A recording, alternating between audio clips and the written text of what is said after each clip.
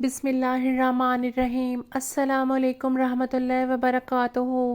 آج ہم سورہ بقرہ کی آخری دو آیات کی فضیلت کے بارے میں بات کریں گے، تو سب سے پہلے ان دو آیات کو پڑھتے ہیں۔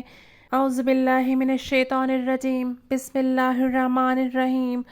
آمن الرسول بما انزل الیہ من ربہ والمؤمنون کل آمنا باللہ والملائکتہ وکتبہ ورسلہ لا نفرق بین احد من رسلہ وقالوا سمعنا واطعنا غفرانک ربنا والیک المصیر۔ لا یکلف اللہ نفسا الا وسعہا لہا ما کسبت وعلیہا ما اکتسبت۔ ربنا لا تؤاخذنا ان نسینا او اخطأنا ربنا ولا تحمل علینا اصرا کما حملتہ علی الذین من قبلنا ربنا ولا تحملنا ما لا طاقۃ لنا بہ واعف عنا واغفر لنا وارحمنا انت مولانا فانصرنا علی القوم الکافرین۔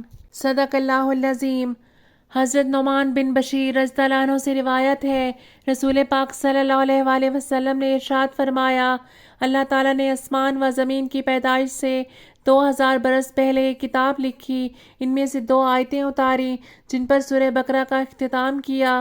یہ 2 آیتیں جس گھر میں 3 دن پڑھی جائیں، شیطان اس گھر کے قریب نہیں آ سکتا۔ ابن عباس رضی اللہ عنہ سے روایت ہے، حضرت جبرائیل امین حضور پاک صلی اللہ علیہ وآلہ وسلم کی خدمت اقدس میں حاضر تھے۔ حضور پاک صلی اللہ علیہ وآلہ وسلم نے آسمان کا دروازہ کھلنے کی آواز سنی۔ آپ صلی اللہ علیہ وآلہ وسلم نے سر اٹھایا اور فرمایا، آسمان کا یہ دروازہ آج سے پہلے کبھی نہیں کھلا۔ اس سے ایک فرشتہ نازل ہوا۔ آپ صلی اللہ علیہ وآلہ وسلم نے ارشاد فرمایا، یہ فرشتہ بھی آج سے پہلے کبھی نازل نہیں ہوا۔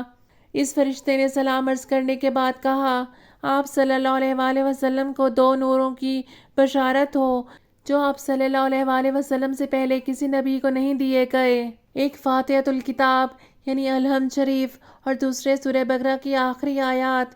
ان میں سے جو حرف بھی پڑھیں گے اس سے آپ صلی اللہ علیہ وآلہ وسلم کو نوازا جائے گا، یعنی یہ سب دعائیں جو ان آیات میں ہیں مقبول ہوں گی۔ حضور پاک صلی اللہ علیہ وآلہ وسلم نے فرمایا، جس شخص نے ہر روز بعد نماز عشاء سورہ بقرہ کی آخری 2 آیات تلاوت کی، اس کے لیے خیر ہی خیر ہے، اور ہر آفت سے بچنے کے لیے یہ آیات کافی ہیں۔ اللہ پاک کا قرب حاصل کرنے کے لیے نماز شرط ہے۔ اللہ پاک آپ کو اور ہم سب کو نیکی پر چلنے کی توفیق عطا فرمائے۔ اللہ پاک آپ کے لیے اور ہمارے لیے اپنی رحمتوں کے دروازے کھول دے، آمین۔